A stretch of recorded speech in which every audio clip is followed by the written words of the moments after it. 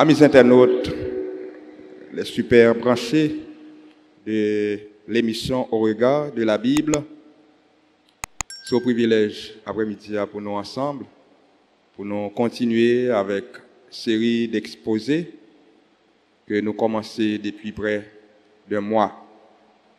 Nous disons merci à tout le monde qui fait nous des remarques, des suggestions, des propositions de thématiques. Nous disons merci et n'a pas appliqué ça que nous sommes capables d'appliquer. Jeudi, nous allons aller ensemble la réincarnation au regard de la Bible. La réincarnation au regard de la Bible. On ne trouve pas cette doctrine dans la Bible. C'est une croyance populaire qui existe depuis des millénaires. Elle n'est jamais acceptée par les Juifs ni par les chrétiens. C'est un phénomène ancien. Nous parlons d'un phénomène ancien retrouvé chez les hindous, aussi dans certaines sociétés asiatiques. La réincarnation se base sur l'immortalité de l'âme. La réincarnation se base sur l'immortalité de l'âme. On vient souvent avec certains textes bibliques pour attester le principe de la réincarnation, comme Matthieu chapitre 10, le verset 24 jusqu'au verset 42. À bien analyser ces versets, nous constatons que ces versets ne concernent pas la réincarnation. Ces versets n'ont aucun rapport avec la réincarnation. Ce qu'il faut retenir dans la Bible, il y a des textes qui sont clairs. En Hébreux chapitre 9, le verset 27, nous lisons « Il est réservé aux hommes de mourir une seule fois. » Il est réservé aux hommes de mourir une seule fois. En Matthieu chapitre 25, le verset 46, nous lisons « Après la mort, les justes bénéficieront la vie éternelle, les incroyants, ceux qui ne font pas l'expérience de la nouvelle naissance, ils bénéficieront le châtiment éternel. » Il y a d'autres évidences, il y a plusieurs évidences. Au larron de la croix, en Luc chapitre 23, le verset 43, Jésus-Christ lui a dit « Aujourd'hui même, tu seras avec moi. » À travers ce texte, il n'est pas question de réincarnation. Le seul passage utilisé par les partisans de la réincarnation se trouve en Matthieu chapitre 17, verset 10 à 12, pour les partisans de cette école, l'école de la réincarnation. Ces versets ont une importance pour eux. Dans Matthieu chapitre 17, verset 10 jusqu'au verset 12, les disciples firent cette question. Pourquoi les scribes disent-ils qu'Élie doit venir? Premièrement, il est vrai qu'Élie doit venir et rétablir toutes choses, mais je vous dis qu'Élie est déjà venu et qu'ils ne l'ont point reconnu et qu'ils l'ont traité comme ils ont voulu. Alors on a posé la question à Christ pour dire que Jean-Baptiste est une réincarnation de Élie.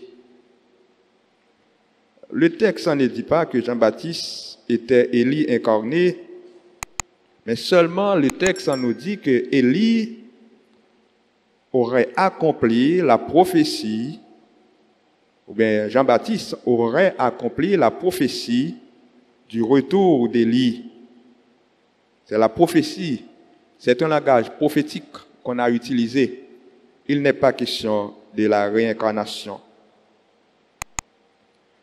Et nous comprenons bien ce texte avec la déclaration faite par Jean-Baptiste lorsque nous lisons en Jean chapitre 1, versets 21 et 22.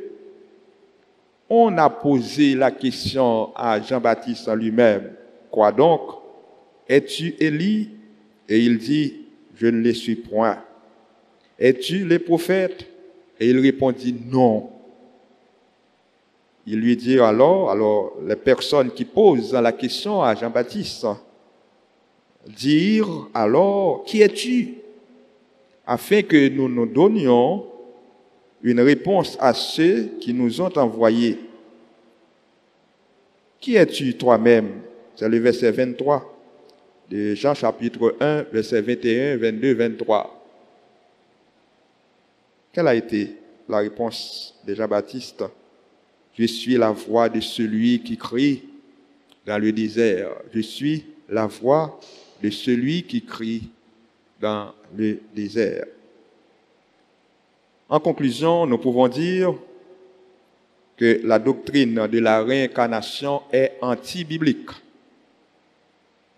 et doit être rejetée comme fausse.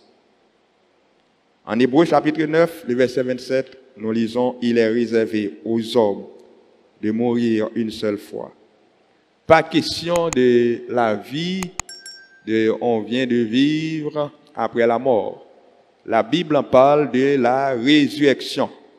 La Bible en parle de la résurrection, non de la réincarnation. Alors, la doctrine de la réincarnation, c'est qu'on croit que la personne morte peut revivre dans une autre personne. C'est une doctrine fausse. La réincarnation est anti-biblique et doit être rejetée comme fausse. La Bible en parle de la résurrection. C'est ce qu'on lit en Matthieu chapitre 25, le verset 46. Après la mort, les justes bénéficieront la vie éternelle. Aux incroyants, il revient le châtiment éternel. La vie éternelle ou la mort éternelle après la mort. Mais il n'est pas question de la réincarnation. Alors, vous qui êtes partisans de cette doctrine, je vous invite à réfléchir sur les textes bibliques dont vous faites allusion. Mais Jean-Baptiste en lui-même, en Jean chapitre 1, les versets 21, 22, 23, il a été très clair. Il a dit que je ne suis pas Élie et je ne suis pas aussi, je ne suis pas non plus le prophète. Je suis seulement la voix de celui qui crie dans le désert. Vous pensez que, ou même qui t'a suivi, vous pouvez vraiment comprendre l'idée que nous développons pour nous, c'est très simple. Ce sont des capsules d'études. Nous choisissons l'essentiel pour vous dire. Ce sont des capsules d'études. Nous espérons que vous continuez à nous suivre et n'oubliez pas de partager la vidéo avec vos amis, vos proches et continuez à abonner avec nous. C'était avec vous, Pasteur David Vilma.